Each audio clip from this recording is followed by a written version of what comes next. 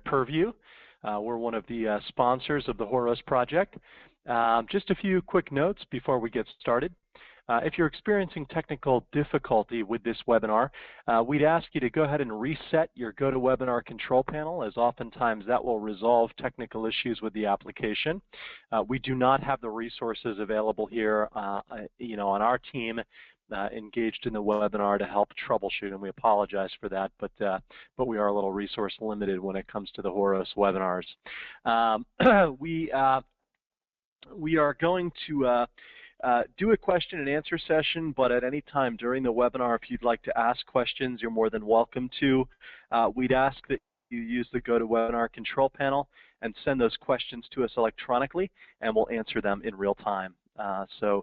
That's our question and answer session. This webinar shouldn't go for more than about 15 minutes, I'd bet, depending on how robust the question and answer session is. But we've got some exciting news for you. We want to bring the community together and certainly provide an opportunity to ask questions if there are, in fact, any out there. So for those of you who are not aware, I want to provide a quick introduction to what is Horos. At Purview, we support thousands of Osirix workstations. We have over 115 customers globally that we support. Horos, Osirix is a critical part of our business. And we observed here at Horos, or at Purview, we observed changes in the way that Osirix was being offered and its progression towards a more commercial offering, where the open source version was becoming shareware. And that was something that we weren't entirely enthusiastic about, nor were our customers, and we saw a need to offer something a little bit different. So we took the Osirix 5.9 source code, we forked it. That's a term used in open source when you take a source code and you create a new product from it, or a new branch, if you will, or a fork. We forked it, and we made Horos available 1.0. And this was many, many months ago. And since then, we've been working to improve it, make sure that it still works with new versions of OS 10, and address many of the bugs and issues that the open source community has made us aware of. Today, Horos is a 64-bit version of the Osirix source code. We've removed much of the misbehavior from Osirix as far as nag screens and limitations on certain preferences. We've enabled it to, of course, open 500+ image series by enabling the 64-bit capability. We've enabled the DICOM editing, and we have it wrapped up in an open source GPL license. And that is Horos. Horos is available for download, by anyone at horosproject.org, and it is, in a lot of ways very similar to Osirix, but again doesn't have many of the limitations that have been placed on the open source version of software. So we've got almost 4,000 Horos users worldwide, and this is a map Craig over here at Purview worked on. We extrapolated the information that you, when you submit to download, and we overlaid it in Google Maps, and it's super cool. And just goes to show you that, Horos is used all over the world. It's, really exciting to us, and something that is, is just incredibly amazing. So today we have some exciting news. We've been working hard at the Horos project to make sure that Horos is compatible with El Capitan, which is the new version of OS 10. We've been working hard to address some long-standing bugs and add some new feature functionality. And I can tell you today that we're going to be releasing Horos 1.1 in the next week. We're shooting for Sunday, but it may be early next week that this release is made available. We'll talk a little bit about what we've done in Horos version 1.1. Again, we've enabled support for El Capitan, which is the new version of OS 10. We're super excited about that.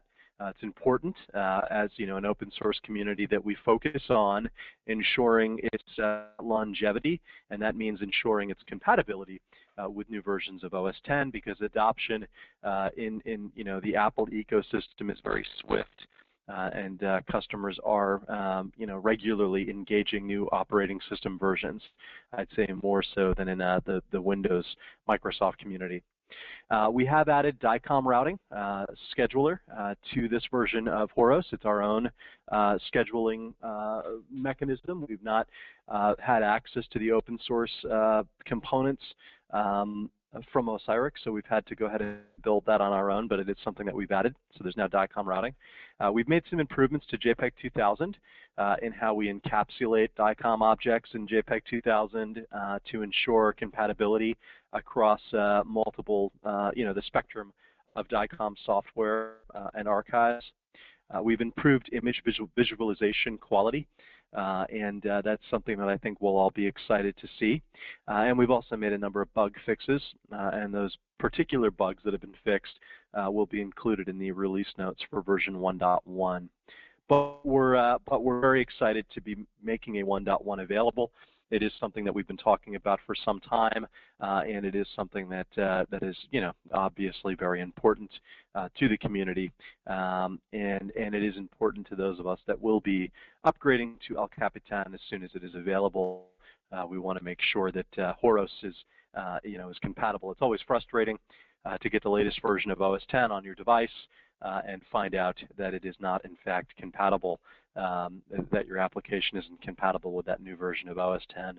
I've been there, done that, and strategically, we wanted to make sure that that wouldn't happen. And we're excited again as to 1.1 is on its way out. We want to hear from you guys, so I want to answer any questions that you might have as a community. I'm sure there's some questions out there. Don't leave me hanging. I'd love to have a dialogue with you guys. So I'm going to give you a moment to ask those questions, send them across in the GoToWebinar control panel.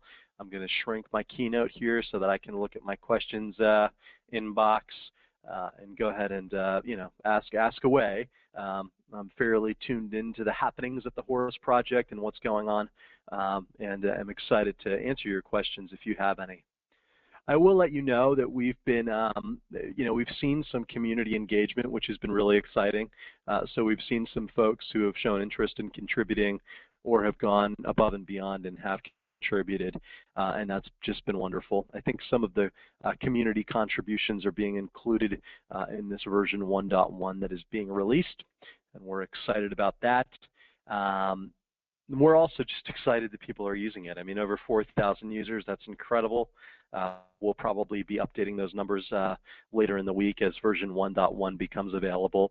We'll make sure that we've got the latest number of users published on the website. Those are unique users. That's not even individual downloads. We've got tens of thousands of downloads on the Horos application itself, people who are installing it on multiple computers. One of the questions that we frequently get, since I haven't had any questions asked just yet, one of the questions that we get is the question around FDA approval. And there are so many different types of approvals. FDA is just one of them. It's what we're familiar with in the United States, but then, for example, China, its equivalent is called CFDA. The UK and Europe, its equivalent is the CE mark. Health Canada is the Canadian equivalent. There are approvals required for use of software in diagnostic radiology for primary diagnosis and other areas of healthcare, and by no means am I an expert in this space. What I do know is that this is an open source application, and as a healthcare provider in many parts of the world, you can choose to use it for providing healthcare, and those, because it's not being sold as a medical device, which is the purpose of the FDA, to regulate medical devices, because it's not being sold as a medical device, you have some latitude with your use of this in healthcare, in diagnostic healthcare. But there are specific institutions that require the FDA approval on all software applications. Any healthcare system in the United States that's Joint Commissions certified requires that. So again, again, I'm not an attorney. I'm not an expert in this by any stretch of the imagination. And we do encourage, if you have a question about needing a needing a specific accreditation for the application, to seek out counsel, your legal counsel at your hospital, your counsel at your university, or wherever you may be using Horos. Clearly, research there are implications there. But in many cases, again, you can choose to use the software application. It is at your own risk. It is an open source software application. Another question that we often get is, around our fork and whether or not we'll include features and functionality that show up in the latest versions of OSIRIX. So, for example, OSIRIX 7.0 was recently released with templating. Report templating. And I think it's really interesting. I mean, I think it's a really, interesting feature. I think one of the challenges with that, unfortunately, is from what I can tell, those reports can't be exported in clinical document architecture, CDA, HL7. And because of that, just having a report in PDF format and being able to encapsulate that in DICOM isn't entirely interesting. The majority of customers that we work with around the world are requiring that these reports that do get generated to be brought into electronic health records, electronic medical record systems, hospital information systems, and there just isn't an obvious pathway to do that. And that's been my observation of the new reporting capabilities. So at the Horos project, it's our intention to sustain a version of OSIRIX, if you will, that is truly open source, is 64-bit, doesn't have the shareware-like mentality behind it, and we will introduce new features and functionality as they become, interesting for the community to pursue. It's not really about us; it's about the community, and we encourage the community to engage and participate. And if there is a feature or function that you think is important, certainly let us know. Make us aware of it through the bug tracker on the website as a feature request.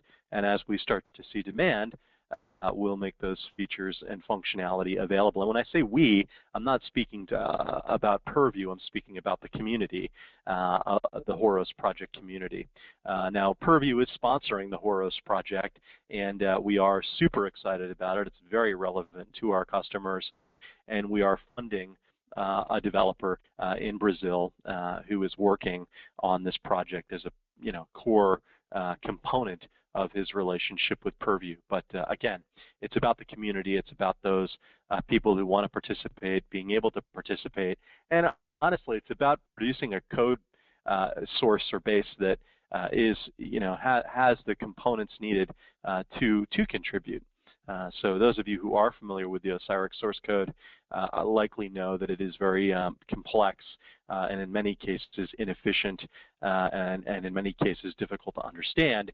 And as we work through these challenges, we are working to make the code base more user-friendly. That may be an impossible task, but we are, again, working towards that. And of course, Horos does support the plugin architecture that is made available by OSIRIX. So we have incorporated those capabilities directly from the forked version of OSIRIX, and plugins do work in Horos. If you're having difficulty with a particular plugin, please let us know. But our experience has been that the plugins that our customers use, that we support, have all worked in Horos, and we're certainly excited about that. So no questions from the audience. I'm a little disappointed by that. I hoped we'd have some interest and some questions. It's been a while since we've done a get-together like this. And again, that's really what this is meant to be. We don't have any earth-shattering news today. We do, actually, that version 1.1 is coming out. And we're, again, very excited about that and look forward to, making that available to you guys in the next couple of days. So I've already kind of spoken a little bit about who we are. Purview is a cloud-based image management company based in Annapolis, Maryland. We have collectively over probably 20 to 25 years of supporting OSIRIX, not just in collectively, meaning across our talent, the folks that support our customers every day.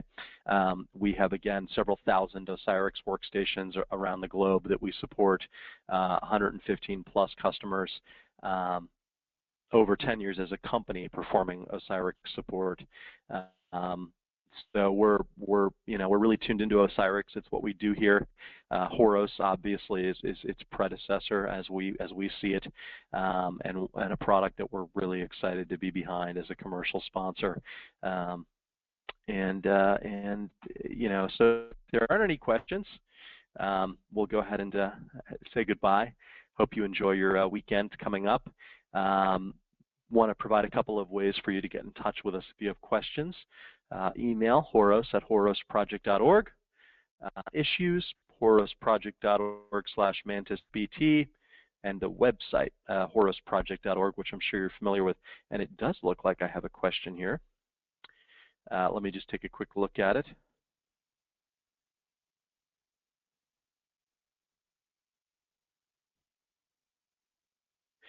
And it's from a gentleman named Nikos, and he says, I'm using Horos and Osirix, and he finds Osirix very stable, but with Horos he has many bugs, and he also indicates that Osirix is faster than Horos, and I think that's all very interesting. We have a lot of experience using Horos and testing it with lots of different types of customers, and our experience has been that they really do track very similarly in performance and capability, and the bugs, it's not something that, these bugs do exist.